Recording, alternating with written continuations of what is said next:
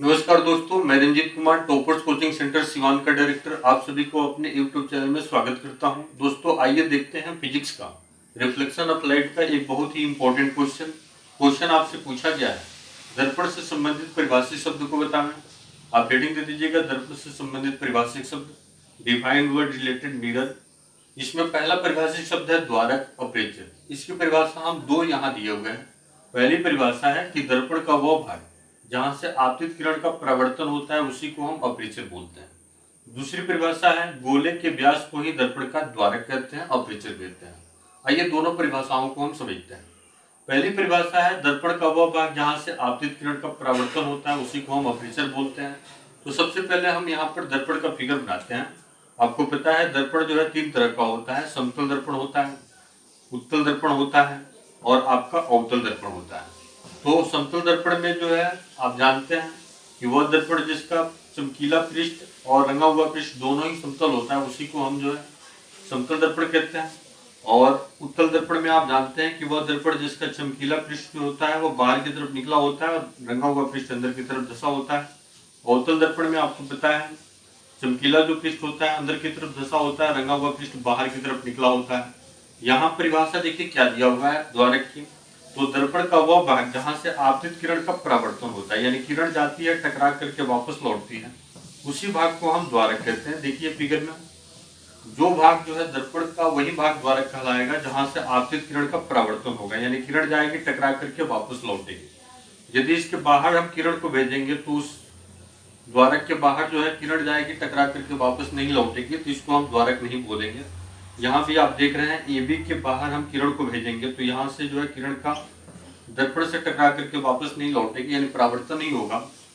तो जहां तक के भाग का परावर्तन होता है, यानी किरण जाती है टकरा करके वापस लौटती है, उसी भाग को हम जो है द्वारक कहते हैं। जैसे ये देख रहे हैं यहाँ से किरण जाती है टकरा करके जो है वापस लौटती है, तो इसी भाग को हम द्वारक कहेंगे। इसके बाहर जाएगी तो इसमें जो है परावर्तन नहीं होगा, टकरा करके वापस नहीं लौटेगी। तो जहां तक दर्पण का वह भाग जहां से आपतित किरण का परावर्तन होता है उसी को हम द्वारक कहते हैं। यहाँ भी वही बात है, किरण जो है जाती है टकरा करके वापस लौटती है तो उसी भाग को हम द्वारक कहेंगे। उसके बाहर जो है किरण जाएगी टकरा करके वापस नहीं लौटती है तो उस भाग को हम द्वारक नहीं कहेंगे। तो दर्पण का वह भाग जहां से आपतित किरण का परावर्तन होता है, किरण जाती है टकरा करके वापस लौटती है, उसी भाग को हम द्वारक कहते हैं। आकृति में द्वारक आप देख रहे हैं AB है। दूसरी परिभाषा जो दिया गया है कि दर्पण गोले के व्यास को ही दर्पण का द्वारक कहते हैं। इसको समझते हैं।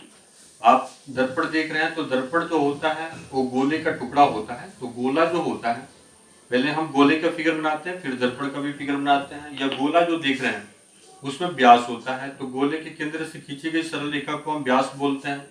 और गोले का जो टुकड़ा होता है वही टुकड़ा जो है दर्पण कहलाता है। यहाँ तीन तरह का टुकड़ा है। आपका अवतल दर्पण है, तो यहाँ जो है अवतल दर्पण में रंगा हुआ पृष्ठ बाहर की तरफ निकला होता है, चमकीला पृष्ठ अंदर की तरफ धंसा होता है। समतल दर्पण में भी रंगा हुआ पृष्ठ और चमकीला पृष्ठ दोनों समतल होता है।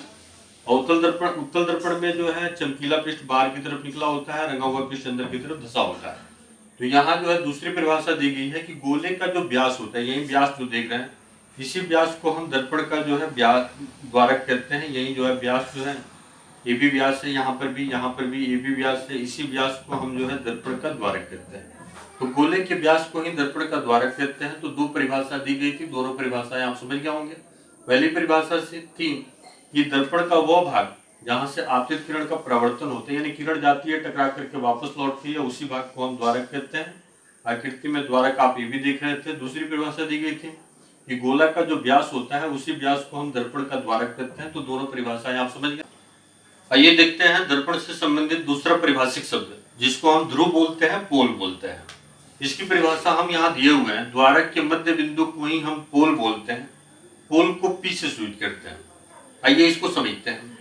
यही जो है दर्पण है और AB जो है दर्पण का द्वारक है। यहाँ भी जो है यह दर्पण है, समतल दर्पण है या उत्तल दर्पण है या अवतल दर्पण है। समतल दर्पण में AB जो है द्वारक है, उसी तरह से उत्तल दर्पण में भी AB हम द्वारक माने हुए हैं, अवतल दर्पण में भी AB को हम द्वारक माने हुए हैं। तो द्वारक का जो ठीक बीच का बिंदु होता है, इसी बिंदु को हम पोल बोलते हैं। द्वारक के ठीक बीच के बिंदु को हम पोल बोलते हैं और पोल को हम P से सूचित करते हैं। इसको जरूर याद रख लीजिए। कि पोल किसे कहते हैं, आप बताइएगा। द्वारक के ठीक बीच के बिंदु को हम पोल बोलते हैं, पोल को पी से सूचित करते हैं। यही हम यहाँ परिभाषा लिखे हुए हैं, फिगर में भी इंडिकेट किए हुए हैं। नया परिभाषिक शब्द, नया परिभाषिक शब्द है वक्रता केंद्र, कर्वेचर सेंटर। इसकी परिभाषा हम यहाँ दिए हुए हैं। गोले के केंद्र को दर्पण का वक्रता केंद्र कहते हैं, वक्रता केंद्र को सी से सूचित करते हैं।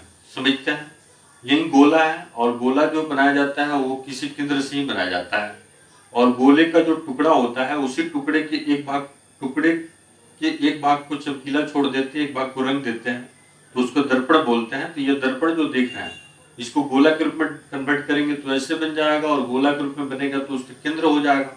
तो गोले के केंद्र को ही इस दर्पण का वक्रता केंद्र कहते हैं। यहाँ भी वही हो जाएगा। इसको भी, यह दर्पण है, इस दर्पण को गोला के रूप में कन्वर्ट करेंगे तो ऐसे गोला हो जाएगा और गोला का केंद्र हो जाएगा। तो गोले का जो केंद्र आप देख रहे हैं वही केंद्र जो है इस दर्पण का वक्रता केंद्र हो जाएगा। वक्रता केंद्र को हम सी से सूचित करते हैं। समझते हैं अगला परिभाषिक शब्द जिसको प्रधान अक्ष प्रिंसिपल एक्सिस कहते हैं। बिल्कुल ही आसान इसका डेफिनेशन है। ध्रुव एवं वक्रता केंद्र से होकर गुजरने वाली सरल रेखा को ही हम प्रधान अक्ष प्रिंसिपल एक्सिस कहते हैं। आइए इसको समझते हैं। यही आपका कोई दर्पण है, तो दर्पण का व्यास जो होता है उसी व्यास को हम जो है दर्पण का द्वारक कहते हैं, या दर्पण का वो भाग जहां से आपतित किरण का परावर्तन होता है उसी को हम द्वारक कहते हैं। तो ये भी आपका द्वारक हो गया। इसी द्वारक के ठीक बीच के बिंदु को हम जो है ध्रुव कहते हैं, पोल कहते हैं, जिसको पी से सूचित करते हैं। यह दर्पण जो होता है वह किसी न किसी गोले का टुकड़ा होता है, और गोला जो होता है वो केंद्र से मिलकर के बना होता है। तो गोले के केंद्र को ही जो है इस दर्पण का वक्रता केंद्र कहते हैं। वक्रता केंद्र को सी से सूचित करता है। अब आइए समझते हैं प्रधान अक्ष किसे कहते हैं। बिल्कुल आसान सा डेफिनेशन है प्रधान अक्ष का। ध्रुव देख रहे हैं और वक्रता केंद्र देख रहे हैं, इन दोनों से होकर गुजरने वाली जो सरल रेखा होती है इसी रेखा को हम प्रधान अक्ष कहते हैं, प्रिंसिपल एक्सिस कहते हैं। फिर एक बार रिपीट कर रहे हैं। ध्रुव और वक्रता केंद्र से होकर गुजरने वाली सरल रेखा को हम क्या कहते हैं, प्रधान अक्ष कहते हैं। प्रधान अक्ष जो होता है उस पर कोई भी किरण आपतित होती है तो उसका परावर्तन जो है उसी पथ पर होता है। ये इसकी विशेषता है। आइए देखते हैं अगला परिभाषिक शब्द फोकस।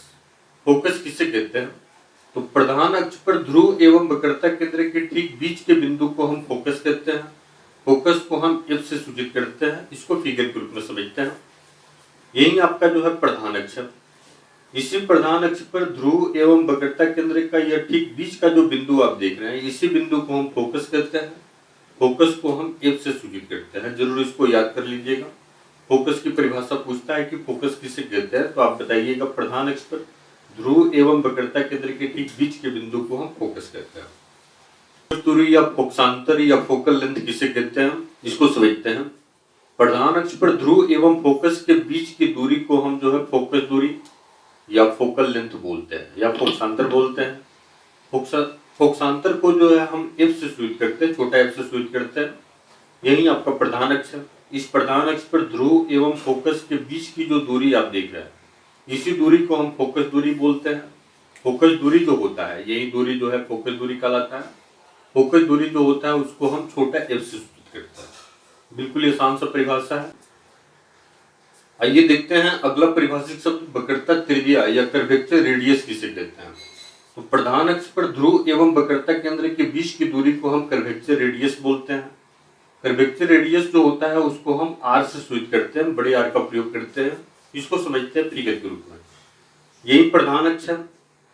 ध्रुव और वक्रता केंद्र, ये जो है वक्रता केंद्र को सी से सूचित करते हैं, ध्रुव को पी से सूचित करते हैं। तो ध्रुव और वक्रता केंद्र के ठीक बीच की जो दूरी होती है इसी दूरी को हम जो है वक्रता त्रिज्या कहते हैं। यही दूरी है, यहाँ से लेकर के यहाँ तक की जो दूरी होती है उसी दूरी को वक्रता त्रिज्या कहते हैं। वक्रता त्रिज्या को हम आर से सूचित करते हैं। तो वक्रता त्रिज्या किसे कहते हैं आप बता दीजिएगा। प्रधान अक्ष पर ध्रुव एवं वक्रता केंद्र के बीच की जो दूरी होती है इसी दूरी को वक्रता त्रिज्या कहते हैं। आप समझ गए होंगे। फिर एक बार रिपीट कर दे रहे हैं सारे परिभाषिक शब्द दर्पण से संबंधित। पहला परिभाषिक शब्द होता है द्वारक। तो दर्पण का वो भाग जहां से आपतित किरण का परावर्तन होता है उसको द्वारक कहते हैं। ध्रुव, द्वारक के ठीक बीच के बिंदु को हम ध्रुव कहते हैं। ध्रुव को पी से सूचित करते हैं। वक्रता केंद्र, दर्पण जो होता है किसी न किसी गोले का टुकड़ा होता है और गोले के केंद्र को दर्पण का वक्रता केंद्र कहते हैं, सी से सूचित करते हैं। प्रधान अक्ष आपको बताया गया है। ध्रुव एवं वक्रता केंद्र से होकर गुजरने वाली सरल रेखा को प्रधान अक्ष कहते हैं। प्रधान अक्ष पर जो भी किरण आपतित होती है उसका परावर्तन उसी पथ पर होता है। फोकस, प्रधान अक्ष पर ध्रुव एवं वक्रता केंद्र के बीच के बिंदु को फोकस कहते हैं। फोकस को एफ से सूचित करते हैं। फोकस दूरी, प्रधान अक्ष पर ध्रुव एवं वक्रता केंद्र, प्रधान अक्ष पर ध्रुव एवं फोकस के बीच की दूरी को फोकस दूरी कहते हैं। फोकस दूरी को एफ से सूचित करते हैं। वक्रता त्रिज्या, प्रधान अक्ष पर ध्रुव एवं वक्रता केंद्र के बीच की जो दूरी होती है उसी को वक्रता त्रिज्या कहते हैं। वक्रता त्रिज्या को आर से सूचित करते हैं। तो इस तरह से आप दर्पण से संबंधित परिभाषित शब्द को समझ गए होंगे। दोस्तों, आपको काम हमारा पसंद आता है तो आप हमारे चैनल को निश्चित रूप से सब्सक्राइब करें, दूसरे विद्यार्थियों के पास शेयर करें, कमेंट करें, लाइक करें। बहुत बहुत धन्यवाद दोस्तों।